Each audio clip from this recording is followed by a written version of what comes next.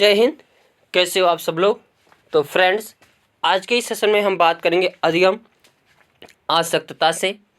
अधिगम आसक्तता क्या होता है? तो अधिगम में होने वाली कठिनाई को ही अधिगम आसक्तता कहते हैं। इसमें देखें तो अधिगम आवश्यकता एक प्रकार के बीच संगति है। यहाँ पे आवश्यकता नहीं रहेगा। अधिगम आसक्तता एक प्रकार के बीच संगति है जो बच्चों के सीखने की क्षमता को प्रभावित करती है। यदि बच्चों का बौद्धिक स्तर 90 या इससे भी अधिक हो सकता है, लेकिन फिर भी यह बच्चे दूसरे बच्चों की तुलना में पढ़ाई में थोड़े कमज़ोर होते हैं। और अधिगम आसक्तता कई प्रकार से होते हैं और आज के सेशन में हम प्रश्नों को भी देखेंगे और पॉइंट को भी देखते हुए आगे बढ़ेंगे। अधिगम आसक्तता में बच्चे जो हैं पढ़ने के लिए चिंता, शब्दों या अक्षरों को पहचानने में कठिनाई, निम्न स्तरीय शब्दावली कौशल, पहले पढ़े हुए पाठ को समझने या याद करने में कठिनाई का अनुभव करता है। ये सब जो है अधिगम आसक्तता के गुण हैं।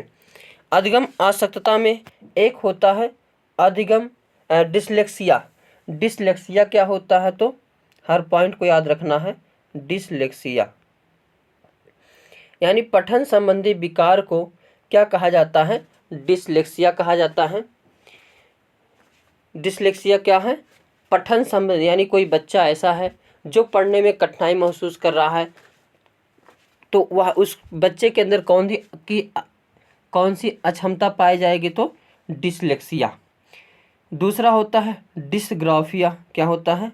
डिसग्राफिया यानी कोई ऐसा बच्चा है जो ग्राफ से याद करना है, जो बच्चा लिखने में कठिनाई महसूस करता है, बी को डी लिखता है, डी को बी लिखता है, तो उस बच्चे के अंदर कौन सी बीमारी होगी या अधिगम आसक्तता होगी? तो डिसग्राफिया।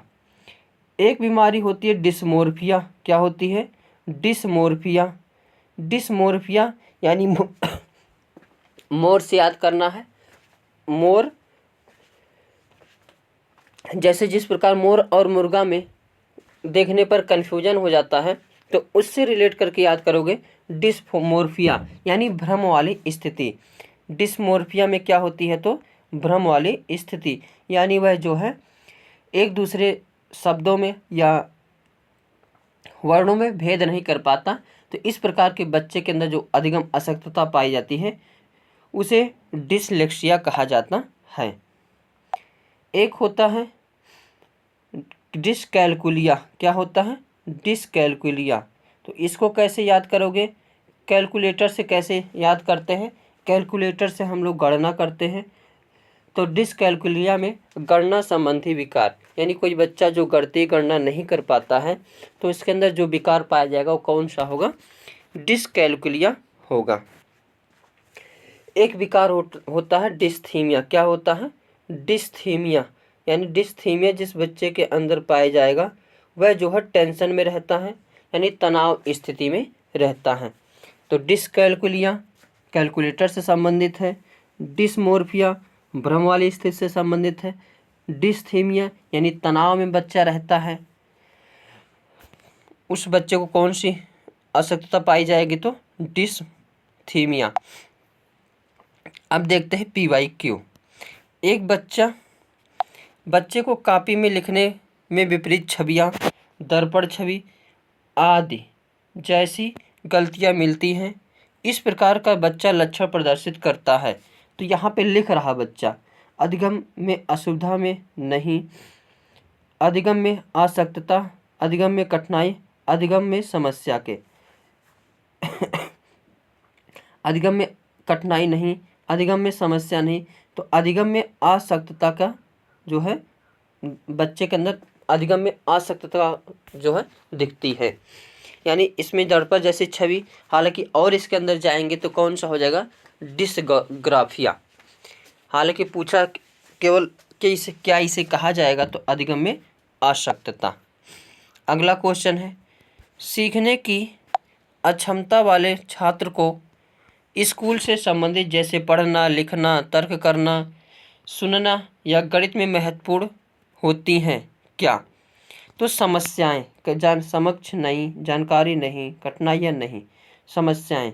अगर समस्याएं जिस प्रकार की होगी टीचर पहचान कर लेगा तो उस हिसाब से निवारण कर सकता है।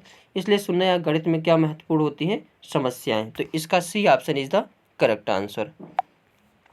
अगला क्वेश्चन है, अधिगम अक्षमता का कारण होता है, कौन सा होता है? तो समय से पूर्व जन्म लेना, हाँ ये भी हो सकता है, नहीं। मलेरिया अक्षमता का कारण हो सकता है, मलेरिया नहीं। कक्षा का माहौल नहीं। विकास संबंधी समस्याएं नहीं। तो इसमें समय से पूर्व यानी A option is the correct answer.